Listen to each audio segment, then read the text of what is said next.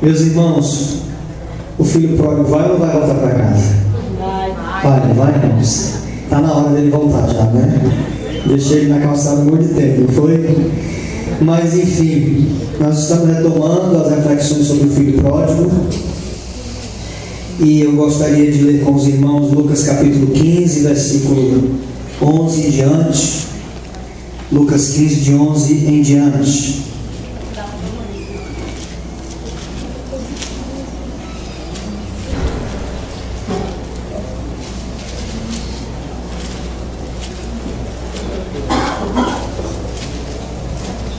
Os irmãos acharam?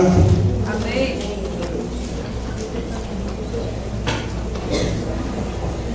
Diz assim, meus queridos, continuou: certo homem tinha 2 filhos. O mais moço deles disse ao pai: Pai, dá-me a parte dos bens que me cabem. E ele lhes repartiu os haveres.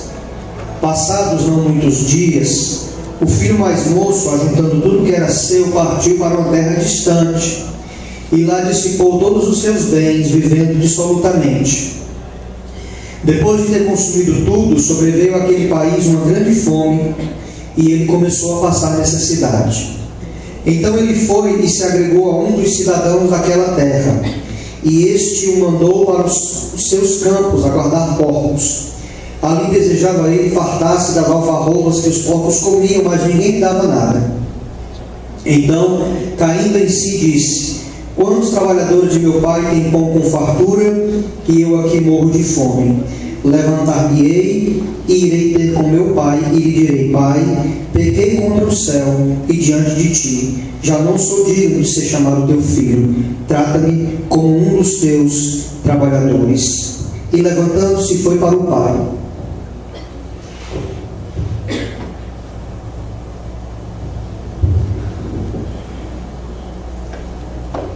Versículo de número 20. E levantando-se foi para o pai. Vinha ele ainda longe quando o pai o avistou, e compadecido dele, correndo, o abraçou e o beijou. E o filho lhe disse: Pai, pequei contra o céu e diante de ti, já não sou digno de ser chamado teu filho. O pai, porém, disse aos seus servos: Trazei depressa a melhor roupa, vestiu, ponde-lhe um anel no dedo e sandália nos pés. Trazei também e matai o novilho cevado.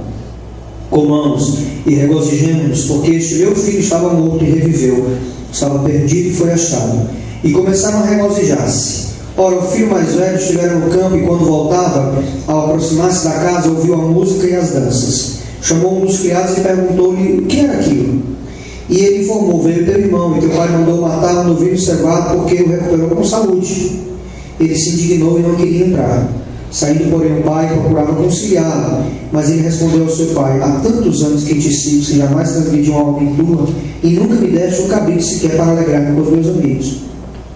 Vindo, porém, esse teu filho, que desperdiçou os teus bens como meretrizes, tu mandaste matar para ele o novilho cevado.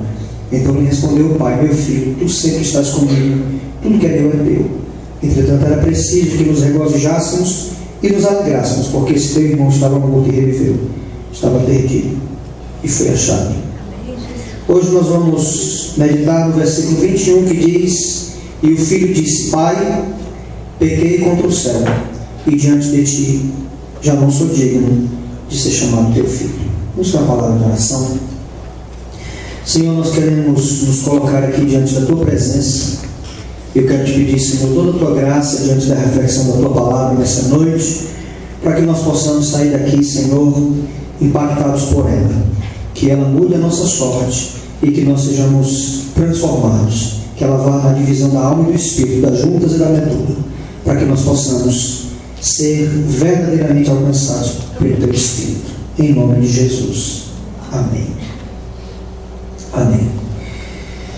Você já participou de algum evento, uma peça, ou um musical, ou uma sketch, ou um jogral, alguma coisa desse tipo? Quem já participou de algum evento desse tipo? Um jogral, uma peça, alguma coisa que você tivesse que dedicar algumas horas de ensaio? Quem já participou disso aqui? Muito bem, todo mundo. Você tem que ensaiar para poder fazer uma apresentação diante do público. No dia da apresentação, você se lembra se você sentiu um friozinho na barriga? Quem lembra disso? Muito bem. Você teve vontade de, no dia da apresentação, voltar atrás e dizer: não vou não. Vou não, eu estou me sentindo mal, estou quase no banheiro. Já aconteceu com você isso? Você diz: não vou não. Já aconteceu? De querer desistir na hora? Você ensaiou, mas na hora de fazer a coisa você disse: eu não vou. Estou com medo. Mas acabou indo. E viu que deu certo. E viu que o ensaio que você fez valeu e por isso a coisa aconteceu como tinha que acontecer. Meus irmãos, embora eu já pregue o Evangelho há muitos anos, há muito tempo que eu prego o Evangelho, pelo menos 2 vezes por semana eu estou pregando uma mensagem nova, uma mensagem diferente, falando com o público da igreja. Houve tempos em que eu pregava praticamente 5 vezes por semana, mas ainda hoje, mesmo com essa experiência de mais de 25 anos pregando o Evangelho, todas as vezes que eu estou escrevendo uma mensagem, eu escrevo tudo que eu prego. Tudo que eu prego eu escrevo. Já desde novo, desde quando eu comecei a pregar, que era a mão, depois passei para a máquina, depois passei para o computador, e agora estamos com o tal do... Como é o nome desse negócio? O iPad, o tablet. Enfim, eu sempre escrevo a mensagem, e quando eu estou escrevendo a mensagem, meus irmãos, eu escrevo e eu vou falando. E eu escrevo assim a mensagem: você já participou de algum evento? Uma peça de teatro? Um musical? Um sketch? E aí eu fico pensando no auditório que vai me ouvir. Eu fico imaginando o Fernandes sentado bem daquele lado, ele está sentado errado, Fernandes. Ele fica sentado bem ali. O Gerson senta sempre ali, tem que tirar ele daquele lugar. Eu fico pensando no auditório. O André também está trocado o lugar, né, André? Sempre lá de cá. O Marcelo está no lugar certo, né? Marcelo, seu lugar aí mesmo. Eu fico pensando nos irmãos, eu fico pensando na expressão dos irmãos ao me verem pregar, ao ouvirem a mensagem. Fico pensando no tempo que eu gastarei pregando, que é sempre um tempo menor do que eu gostaria de gastar pregando o Evangelho. Eu fico pensando na melhor forma de transmitir aos irmãos a palavra, usar as palavras certas. Eu faço um ensaio comigo mesmo, não precisa ter presença. Quando eu comecei a pregar, eu pregava diante do espelho, ficava falando diante do espelho, dizendo, usando a gesticulação das palavras, ficava ensaiando, para quando chegar na hora não fazer feio. E ainda hoje eu sinto um friozinho quando eu vou pregar, mesmo que ele saiba, mesmo que eu tenha feito toda a preparação, sempre que chego para pregar o Evangelho, em qualquer lugar, porque eu estou lidando com a coisa mais importante que existe, que é a vida eterna das pessoas. Então eu tenho que ter cuidado naquilo que eu falo. Por isso que eu escrevo. E mesmo escrevendo, a gente está falando algumas bobagens, né, irmãos? Que dirá quem não escreve, não é? Que dirá quem fala na empolgação, naquela verve da empolgação, às vezes diz coisas que Deus olha e diz: não foi exatamente isso que eu disse na minha palavra, não, mas tudo bem. Em nossa igreja, nós realizamos anualmente a conferência missionária, e nós acabamos de sair da conferência missionária. A conferência missionária foi maravilhosa. Nós passamos meses planejando a conferência, planejando os detalhes, como é que a coisa vai acontecer, como é que serão as cerimônias, planejamos tudo. Mas quando o dia vai se aproximando, o dia do início da conferência, mesmo sabendo que fizemos o melhor, a gente sabe que nada pode dar errado no dia. E nesse ano em especial, nós tivemos aqui a apresentação do musical dos irmãos lá da congregação da Messejana, e aquelas irmãs ensaiaram por horas a fio. Algumas vezes elas dormiam na casa de oração ensaiando. E elas estavam tensas, estavam nervosas, porque no sábado era o grande dia delas apresentarem aquele musical. Então a gente viu alguns neguinhos que vazaram aqui. Às vezes uma passava para o lado, ficava escondido ali do lado, a gente via, não é? Faltou a técnica soltar a música na hora certa, e aí o diretor teve que dizer: solta a música, não é?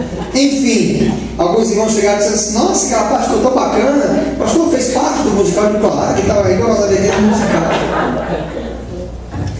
Enfim, A gente ensaia, meus irmãos, para fazer a coisa bem feita. E é importante fazer esse ensaio para a coisa sair bem feita, porque se a gente não consegue fazer isso na hora de improvisar, o improviso é muito bom, mas o improviso é bom para quem sabe fazer a coisa. Tem gente que quer improvisar sem saber o fundamento, sem saber a base, e aí acaba fazendo bobagem. É como uma pessoa, já viu uma pessoa que nasceu com os 2 pés esquerdos? Ela nasceu e não consegue chutar uma bola que preste. Se essa pessoa vai jogar irmãos e quer improvisar, é um desastre. É como uma pessoa que sabe tocar uma nota só no violão, vai querer fazer improvisar não dá. Uma pessoa que canta desafinado. Tem umas irmãs na igreja que elas têm um grupo que chama Grupo Musical de Dadó. É um grupo realmente, irmãos, que elas, coitadas, não tem jeito. Elas cantam ruim demais. E eles, assim, se elas quiserem cantar e fazer algum improviso, não vai dar certo, porque elas não dominam a técnica. Nós temos um irmão aqui, o Ícaro, que está começando a tocar guitarra, está aprendendo agora, está fazendo algo.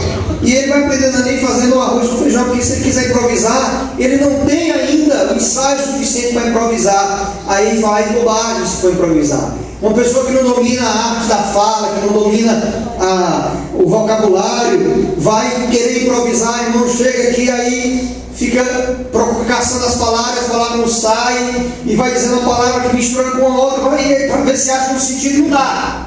O ensaio é esse momento, é essa hora, é esse time que nós temos, esse tempo que nós precisamos para fazer a coisa bem feita. E aí você diz o seguinte: pastor Baiano, o que é que isso tem a ver com a história do filho pródigo? Tudo, irmãos, absolutamente tudo, está tudo claro aqui. Porque se você levar em consideração todo o texto que nós lemos, nós estamos fazendo uma reflexão em cima do versículo 21, mas o versículo 21 é uma apresentação do que foi ensaiado no versículo 18, percebe? Lá no versículo 18, o filho pródigo, quando decide fazer o caminho de volta, ele ensaia uma fala. Ele diz assim, olha, veja o que diz o versículo 18. No versículo 18, ele diz assim, levantar-me-ei e irei ter com meu pai, e lhe direi: Pai, pequei contra o céu e diante de ti. E no versículo 21 ele vai e diz: Pai, pequei contra o céu e diante de ti. Aí ele dá uma improvisada. Já não sou digno de ser chamado teu filho, me trata como um servo. Mas ele ensaiou a fala. E é sobre isso que eu quero falar nessa noite. Eu quero falar sobre ensaiar e fazer. Porque o sucesso, meus irmãos, de uma apresentação, ele depende muito do empenho que foi colocado nos ensaios. Eu quero tratar sobre isso nessa noite, sobre ensaio e apresentação. E o filho pródigo, ele ensaiou a fala. Ele disse: eu vou chegar para o meu pai. E eu fico imaginando, irmãos, que ele chegou e disse: eu vou lá para o meu pai e vou dizer: Pai, pequei contra os céus e diante de ti. Se ele fosse da Assembleia de Deus, ele dizer: Pai, pequei contra os céus e diante de ti. Não sou digno de ser chamado. Às vezes eu jogo grau tão forte na Assembleia de Deus como eu tinha. Mas ele ensaiou a fala. E ele confirmou essa fala quando chegou diante do seu pai. Então vamos nessa noite caminhar sobre três momentos importantes nessa relação do ensaio e da apresentação. Em primeiro lugar, antes de qualquer coisa, é fundamental conhecer o script. Do contrário, o ensaio não fará o menor sentido. E o que é o script? O script é uma palavra inglesa. O script é o roteiro. Você precisa conhecer o roteiro para saber o que é que você vai ensaiar. Se você não conhece o roteiro, se você não conhece a peça, se você não conhece o musical, se você não conhece a estrutura, o começo, o meio e o fim, não faz sentido o ensaio. O ensaio, ele só tem ele só tem sucesso, o ensaio só tem, só alcança o seu objetivo quando você conhece o script inteiro. Então diga depois de mim: conhecer o script. Você precisa conhecer o script. Você precisa conhecer o roteiro. E quem me conhece de perto, irmãos, quem conhece a minha caminhada sabe da minha insistência quase que neurótica para as pessoas crescerem. Eu acredito que o conhecimento, ele abre horizontes. O conhecimento desperta boas curiosidades. O conhecimento nos faz menos manobráveis. Porque o Brasil é um país em que os políticos roubaram no ano passado, calcule, 64 bilhões de reais. Os políticos roubaram do Brasil. E eu, irmãos, preciso até confessar uma coisa para os irmãos. Essa semana eu pensei em fazer uma frase assim, bem, numa loja de ciclos, em fazer uma frase, mas não posso fazer uma desse pastor, não posso fazer. Eu fiquei com vontade. Só estou confessando aos irmãos que eu fiquei com vontade. Estou até dizendo aí, pode ser que apareça algum louco no YouTube, não vai dizer que foi o que mandou. Não faça isso. Faça um favor ao Brasil. Mate um político. Não posso, irmãos. Foi só uma maldade no meu coração. Não me perdoe. Não me perdoe, em nome de Jesus. Acabei de maçã para vocês, não me perdoe. Amém. Mas por que o Brasil é um país tão corrompido, irmãos? Porque nós somos um país que não lê. Um país de pessoas semi-analfabetas. Um país de gente que não estuda. A maioria. A escola pública que nós temos é um desastre completo e absoluto sobre todas as óticas. Nunca se conseguiu, irmãos, é algo inalcançável pelo Estado brasileiro dar uma educação de qualidade às pessoas. Inalcançável, nunca vai acontecer. Isso é coisa, irmãos, que só os americanos, que são iluminados, que são diferentes de nós não vamos conseguir isso. Nunca ter uma educação de qualidade nesse país, pública. Quem conhece, quem tem conhecimento é menos manobrável, dificilmente se deixa manobrar, porque conhece as coisas. E eu acredito que quem conhece, quem tem conhecimento, quem se abre para o crescimento, tem uma fé mais sustentável. Porque as pessoas que não conhecem as coisas, irmãos, elas têm uma fé frágil. A pessoa que não conhece nem mesmo a Bíblia tem uma fé frágil. A pessoa que fica se agarrando nos milagres, precisa de um milagre após o outro. Por isso que as igrejas que alcançam as grandes massas precisam fazer milagre um atrás do outro, um atrás do outro, um atrás do outro. Campanha disso, campanha daquilo. Tem que fazer uma campanha para poder manter o cara na igreja. O cara vai fazer aquilo sem refletir, sem pensar. E ele faz a campanha do óleo, do sal, da rosa, da cruz, do cajado, da água do Rio Jordão, da água benta, da cruz do Cristo, da cruz do Calvário do Cristo, do mel, da cabaça. De que você vai imaginar? Ele precisa ter um negócio aqui porque ele não consegue ter uma fé consciente, inteligente.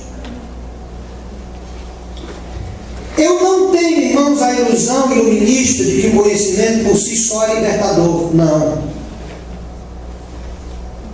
Mas com o conhecimento as coisas ficam bem mais fáceis.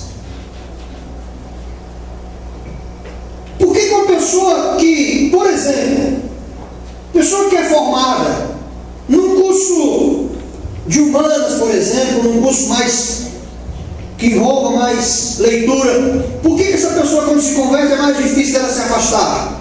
Porque, irmãos, ela já viu algumas coisas que ela diz não faz sentido. Por que algumas pessoas, quando entram na faculdade, por exemplo, se desviam?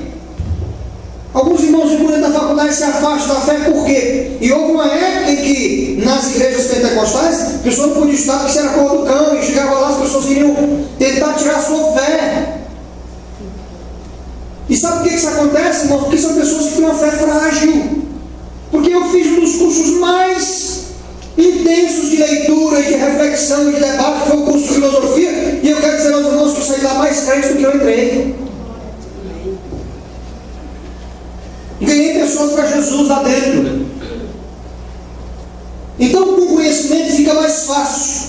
E eu insisto também em que as pessoas leiam e retenham, através da meditação, a palavra de Deus. Insisto em que as pessoas leiam a palavra de Deus e não ficar lendo esses versículozinhos chaves. Tudo posso naquele que me fortalece. O Senhor meu pastor não me faltará. Os versículos bons, a Bíblia não é só isso não.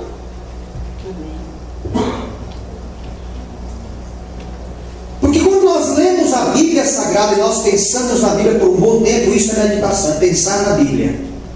Pensar no texto que você leu. Nós descobrimos riquezas inenarráveis e somos levados a leituras magníficas de um texto que já é bem conhecido. Algumas pessoas me perguntam assim: pastor, como é que você consegue pegar um texto, 2 versículos, duas palavras e tirar uma pregação? Aí tem gente que acha que é porque assim eu tenho o Espírito Santo tem um negócio especial comigo, que ele vem e diz assim: ó, vai pegar essas 2 palavras e te dar uma revelação que ninguém teve. Não, irmão, o Espírito Santo não faz isso. Ele faz um cara de promessa, comigo ele nunca fez. Irmãos, eu sento naquele versículo e penso. Eu vou conversando com os irmãos aqui, vou pensando naquele versículo. Meu Deus, o que é que esse versículo quer dizer? Deus tem misericórdia. Me ajuda, que texto difícil é esse? Como é que está o negócio da tua palavra? Não é possível, tem uma hora que abre. Tem uma hora que abre. Eu corro para escrever, você não esqueça. Se você medita na palavra, uma hora, irmão, abre. Uma hora você não entende. Então escute, eu estou falando do script, e estou falando do conhecimento. O script da nossa vida está todinho aqui, ó. E sem o conhecimento do script, nenhum ensaio dará certo. A Bíblia Sagrada é um livro que faz o circuito completo da história humana. Porque a Bíblia contempla a criação e contempla o destino final dos homens.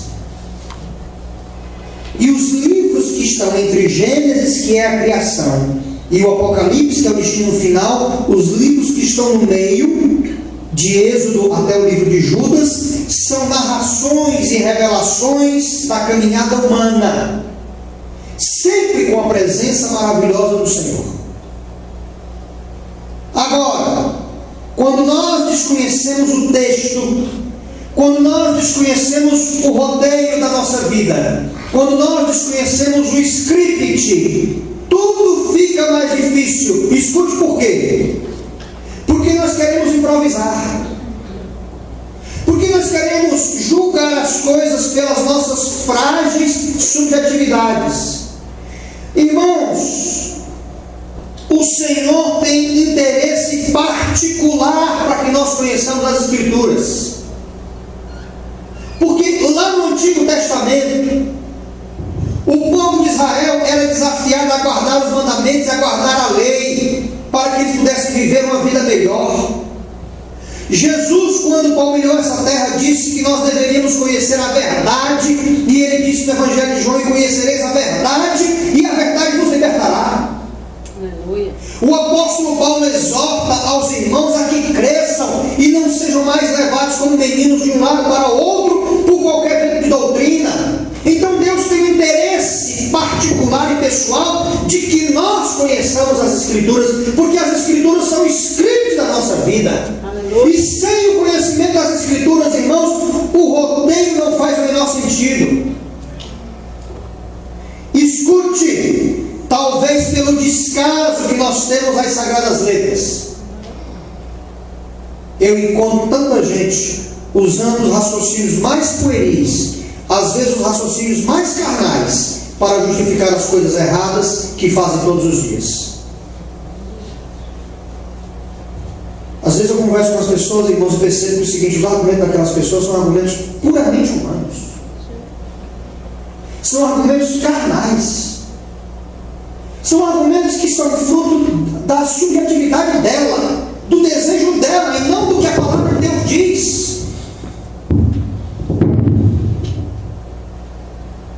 Por isso é que nós somos frágeis. Por isso que nós erramos tanto, porque nós conduzimos a nossa vida, irmãos, não pelo roteiro, pelo escrito, nós conduzimos pela nossa subjetividade, por aquilo que a gente acha, por aquilo que a gente pensa, por aquilo que estão fazendo, por aquilo que estão falando. É coisa da moda, já notou? A coisa da moda é: não, estão usando muito.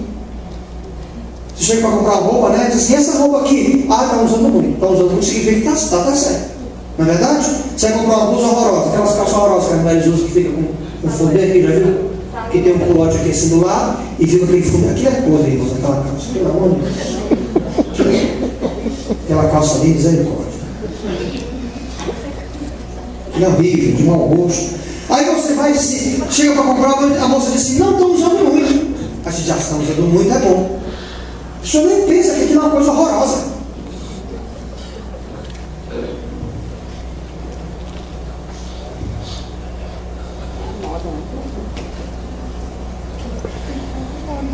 É porque nós não temos o conhecimento, irmão, do roteiro da nossa vida. A gente fica conduzindo a nossa história pela nossa subjetividade, que é frágil, que hoje a gente quer uma coisa, amanhã a gente quer outra coisa. Faz tempo, irmãos, faz um bocado de tempo que a pessoa liga para mim e diz assim, pastor, pai, eu estou com problema. O que é, meu irmão? Uma luta no meu coração, pastor, me ajude. O que é? Eu li a Bíblia e vi esse que estou conseguindo entender. Não consigo entender.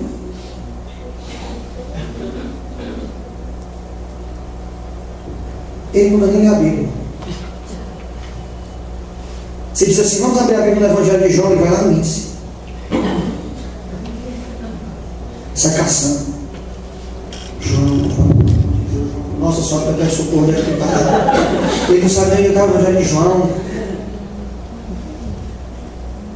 Porque não conhece o script. Nós somos uma geração, irmãos, que não conhece o script. Por isso que as nossas músicas, as canções que nós cantamos, são canções pobres, doutrinariamente pobres. Porque a boca fala que o coração está cheio.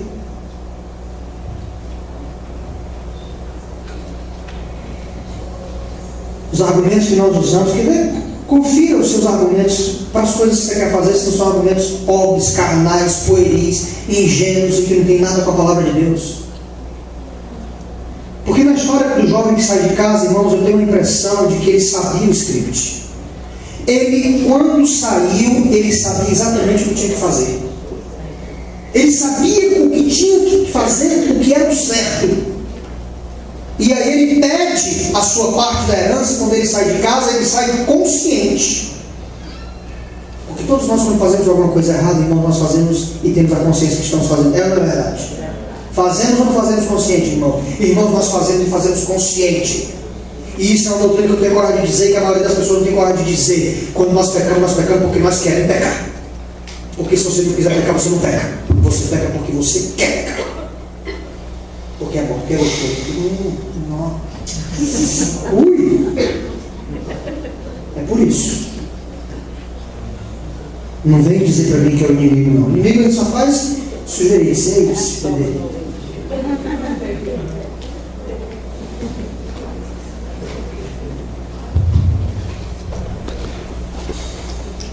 Quando ele saiu de casa, ele tinha consciência de que ele infligiu regras saudáveis.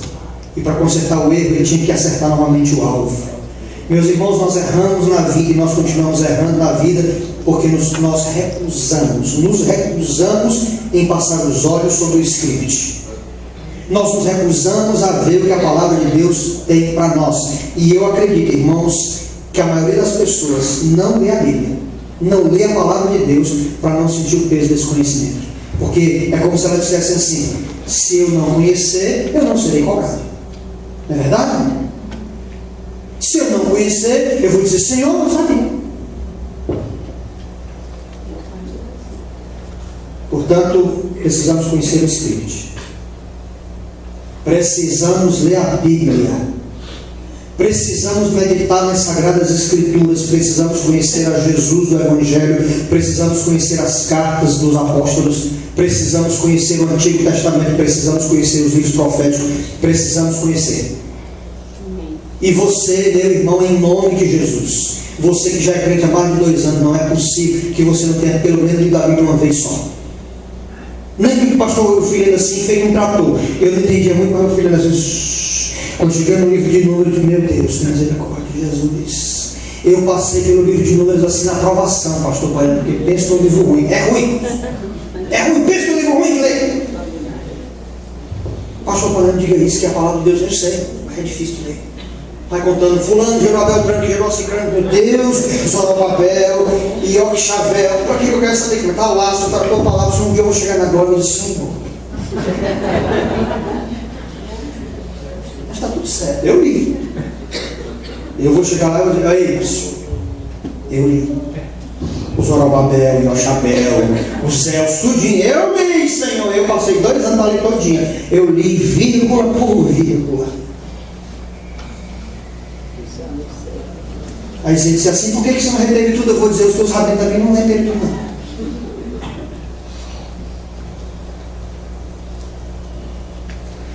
Então escute. Nós precisamos ler o escrito da nossa vida. Segundo lugar, quando a gente entende o script, o roteiro, a proposta, o ensaio é um tempo maravilhoso que todos nós temos para aprimorar as técnicas. Então eu quero falar para você de ensaio. Escute bem. Meus irmãos, cada pregação que nós ouvimos, cada leitura bíblica que nós fazemos, ainda que mínima, cada clamor do Espírito Santo em nossos corações representa uma sessão de ensaios.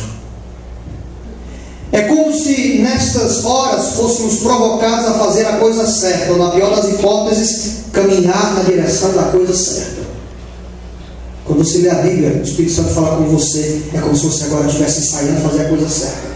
Irmão, o Espírito Santo não quer nem que você faça naquela exata hora, não, porque não dá tempo. Mas ele está dizendo assim, não, ensaie a fazer a coisa certa. Dá para fazer.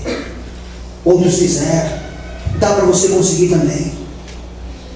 O moço da nossa história, o filho pródigo, ele parou e pensou na cena da volta. Ele pensou e disse, como será a minha volta? E eu fico imaginando, irmãos, que ele pensou na estrada que dava acesso à casa dele. Ele pensou no portão da entrada. Ele pensou nos animais que estavam por ali. Pensou na figura do pai saindo pela porta. E ele foi mentalizando e ensaiando aquilo tudo. Eu penso até que ele cantou a música do Roberto Carlos. Fui abrindo a porta devagar. Mas aí, irmãos, ele ensaiou o discurso. Ele preparou o discurso e ensaiou em alto e bom som, para não fazer feio. Ele disse, quando eu encontrar meu pai, eu vou dizer, pai. Oi, Lilian, pai. Não, ficou bom. Eu vou dizer meu pai. Ó Pai, em cuja augusta presença eu me encontro. Não, fica bom, está parecendo oração. Pai, é o seguinte, eu peguei diante do céu e diante de ti. Não, ele está crescendo. Pai, não, esse cara não dá. Irmãos, a verdade é que ele ensaiou fazer a coisa certa. Ele ensaiou o discurso. Pastor, parando, o que é que isso tem a ver? Tem tudo a ver. Escute. Porque quando Jacó enganou a Esaú, que saiu de casa, que enriqueceu lá nas terras de Labão, seu sogro, quando ele foi voltar, ele pensou em iria encontrar Esaú e disse, eu sei o que eu vou dizer para ele. Eu vou chegar para ele e vou me aos pés dele. Ele mandou passar a família inteira, ele ficou ali no Val de Jaboque, antes de se encontrar com seu irmão. Ele ensaiou aquilo. Quando José, filho de Jacó, depois de ter sido vendido pelos seus irmãos, depois de se tornar o primeiro ministro do grande Egito, quando José reconhece os seus irmãos, ele não se mostra no primeiro momento, mas ele fica ensaiando a hora de se mostrar para os seus irmãos. Lembram-se de Davi quando pecou com Batseba? Ele pecou, ele matou o marido da mulher, teve uma relação íntima com a mulher, gerou nela um filho. Aí Natan, o profeta, irmão, chegou para falar com Davi. E você acha que Natan improvisou? Não, irmãos. Natan chegou e disse assim, Excelência, queria dizer uma coisa para o senhor, reverendista. Não, Natan, pode entrar. Excelência, eu estou aqui com uma história na minha cabeça, eu queria que o senhor me ajudasse. É o seguinte, tinha 2 homens. Um só tinha uma ovelhinha, o outro tinha um rebanho bem grande. Nossa, Natan, que coisa. Então, excelência, o homem que tinha uma família grande, um rebanho grande, foi dar uma festa. Bacana, pois é, excelência. Aí no lugar dele pegar as ovelhas dele, ele pegou a ovelha do camarada que tinha só uma ovelha, excelência. Como é que o cara fala um negócio desse? Você pensou? Davi disse, não é possível um negócio desse. Pois ele fez, excelência. O homem tinha só uma ovelha, ele foi lá, ele matou o homem, pegou a ovelha do homem, excelência. Como é que pode? Davi disse, pois toque ele na minha presença que eu vou matá-lo. Aí Natan olha e diz assim, tu és o homem.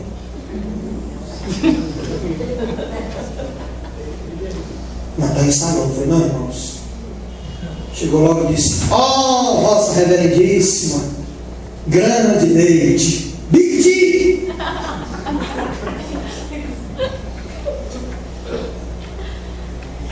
E quando Pedro se encontra com Jesus, irmãos, depois da traição, depois que Pedro nega Jesus, depois que Jesus morre e ressuscita, Pedro encontra Jesus na praia. Aí Pedro fica ali pensando, como é que eu vou encontrar Jesus? E Pedro estava nu, pescando. Aí traz o peixe. Jesus diz assim, tem peixe aí? Pedro diz, tem. E agora, né, eu vou ensaiar. Na hora que ele perguntar, eu vou dizer assim. E Jesus também sai do outro lado. Eu vou perguntar esse cara 3 vezes se ele gosta de mim. Esse cara me 3 vezes. Aí disse, ei Pedro, diga aí. Tu me ama, macho. Eu te amo. Aí Jesus sai de um lado, Pedro sai do outro, diz agora comigo, vou pegar ele lá de novo por fora, vou sair aqui, vou dizer, eu te amo, bem bacana assim. Aí Jesus chega, irmão, tem peixe aí? Tem peixe, quer mais comer peixe? Quer? Pai não está ressuscitado, mas também quer comer peixe ainda. Mas tudo bem, pode comer. Jesus olha para Pedro comendo peixe, aí conversando, contou uma história e outra, era para Pedro dizer, ei Pedro, tu me ama?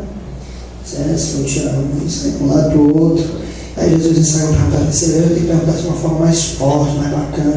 Esse cara vai perguntar mais uma vez, ele tem que dizer de uma forma contundente para ele me perguntar mais. Aí Jesus chega e diz assim, e aí Pedro, tu me amas com o amor suficiente da tua vida por mim como eu dei por ti? Aí Pedro olha para ele e diz aí a resposta. E a resposta é, Senhor, tu sabes que eu te amo, tu sabes todas as coisas, tu sabes que eu sou capaz da minha vida por ti. Tem que ter ensaio. A fala tem que estar ensaiada. Todos os dias o Espírito Santo nos dá a chance de fazer a coisa certa. O Espírito Santo todo dia diz para a gente assim, ensaie fazer a coisa certa. Quando nós erramos, irmãos, nós temos a oportunidade, todos os dias, de ensaiar o discurso do arrependimento.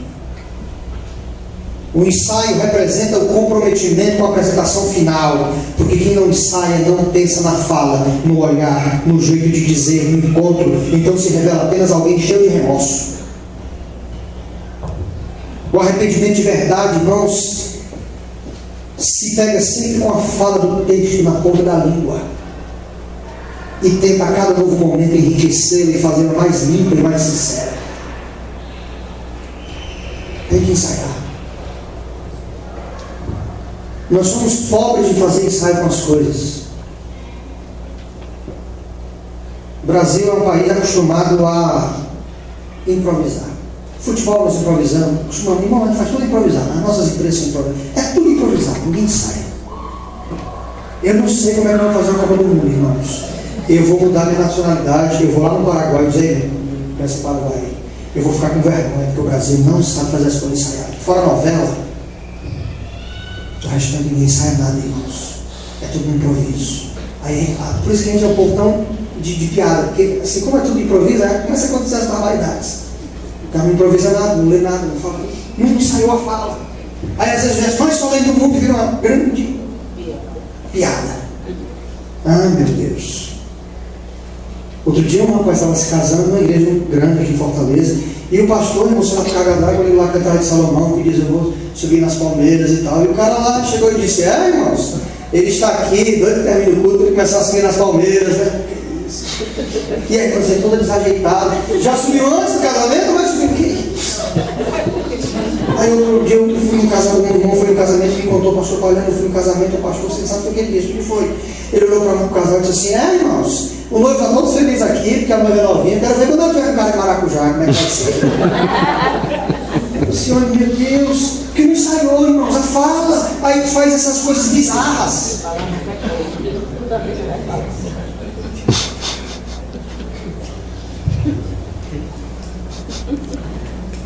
vai ensaiar uma confissão de pecado, chega e diz: olha, é o seguinte, eu cheguei no improviso, eu não ia nem falar, não, eu vou pedir a você perdão, me perdoe, em nome de Jesus, mas se você quer perdão, não vai não. Está tudo certo, não preciso do seu perdão, preciso do perdão de Deus.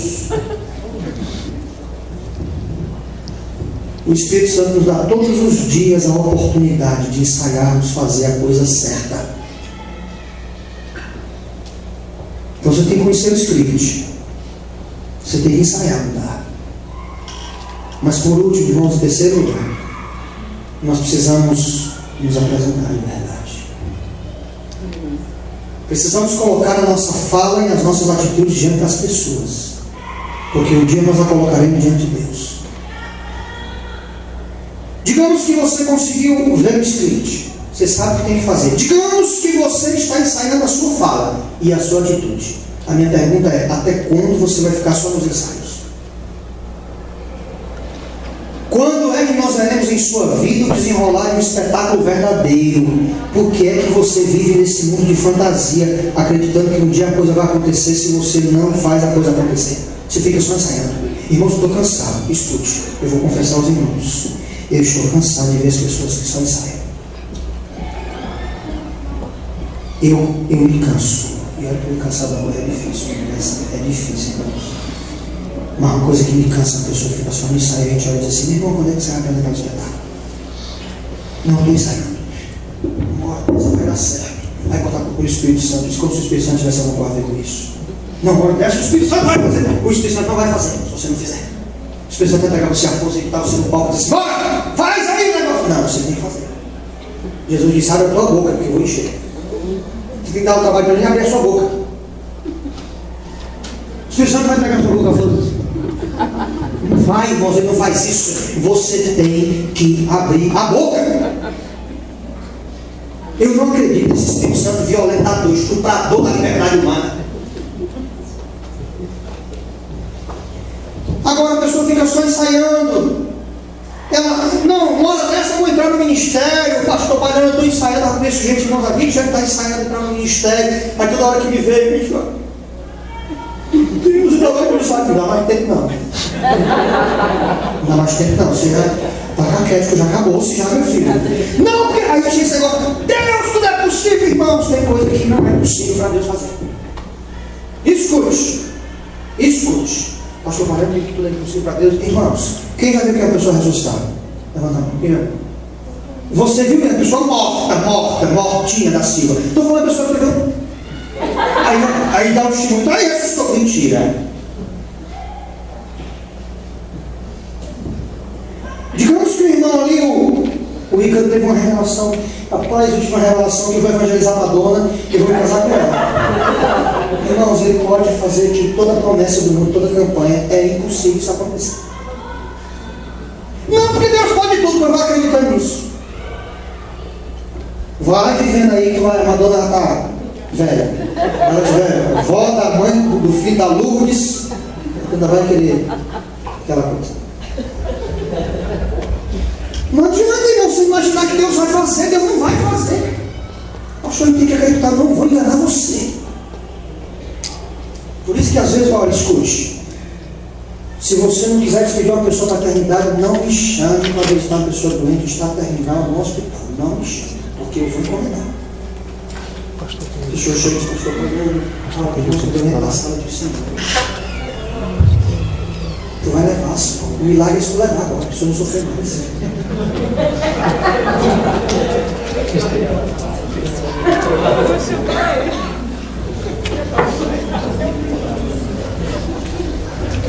Eu vivo melhor assim, sabe, irmãos? Sem acreditar em algumas coisas que as pessoas acreditam ingenuamente.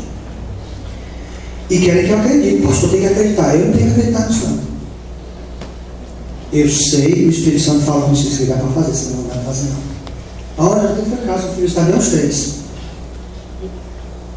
Eu abri a porta do táxi e disse: vai, meu filho, pode ir, o Senhor recebe aí.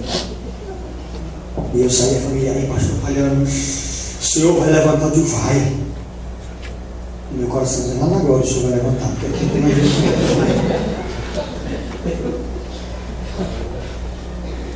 Aí você fica sofrendo porque você acredita em algumas promessas que Deus não fez a você. Você já gastou um bocado de tempo da sua vida e você diz, não, Deus ainda vai me levar às nações. Por que você não começou a ser nesse tamanho aí, meu filho? Você chega lá e fica falando por livro para as pessoas. Como é que Deus vai levar você? Não é mais não, meu filho. Casou de 4 meninos, o Senhor ainda vai me levar às nações. Não deixa ele querer financiar a tua vida. Fica ensaiando consertar o casamento. Irmãos, pelo amor de Deus, o casamento pode ter um problema. Tudo bem. Todo casamento pode ter problema e tal. Não pode ter problema. Todo casamento ensaia, conserta, faz o NMI, faz o HDI, faz o ABC, faz o ISD, o que mais? O ABS, faz o JVC, faz o CPC, faz qualquer coisa. E o casamento não se conserta. Não, vou consertar o casamento. Não conserta o casamento, irmão. Para de ensaiar, conserta o casamento. Gente que ensaia para ser bom de está fazendo, pastor, estou organizando minha vida aí. Olha, meu coração, Deus sabe.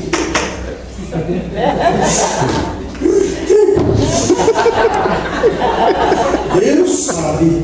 Meu coração é dizimista, se eu faço um programa, meu coração é. Meu filho, o coração não paga contas.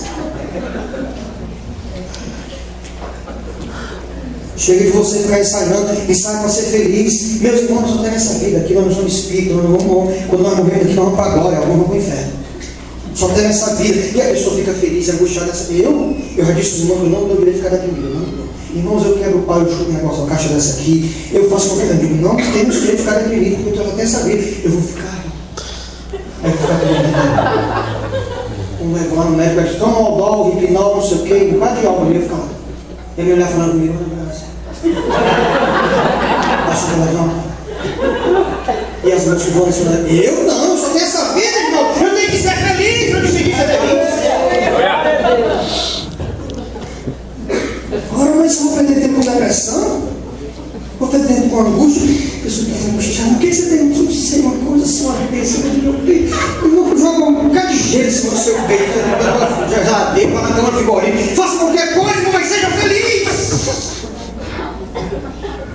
Pessoas que saem para estudar, mas as pessoas dizem, não, eu vou estudar. Ano que vem, irmãos, ano que vem vai rolar soco, deixa.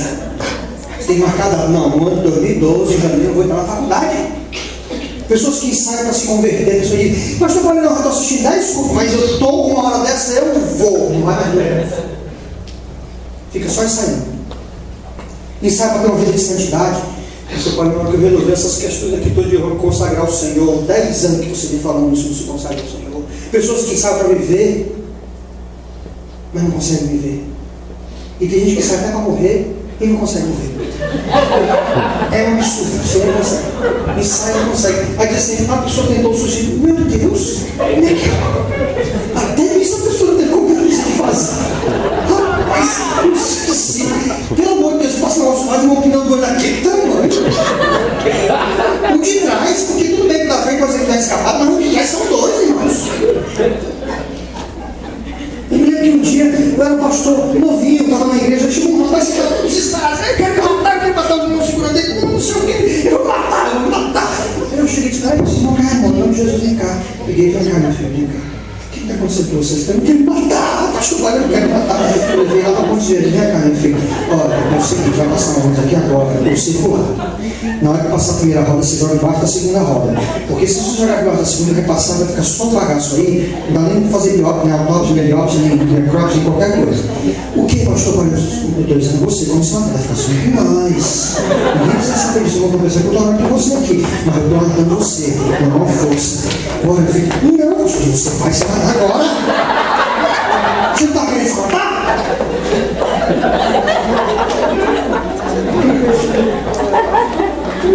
Não era bem assim, não era bem assim, não. Você que morreu não quer? Não, eu digo, então seu frouxo. Volte para lá e seja homem. E voltou, nunca mais um rapaz que se Meus irmãos, o filho pródigo nos deu uma grande lição. Roberto Lucena, qual é a expressão quando vai começar qualquer espetáculo nos Estados Unidos? Showtime! Showtime! É a hora do show, irmãos. É a hora da sua apresentação.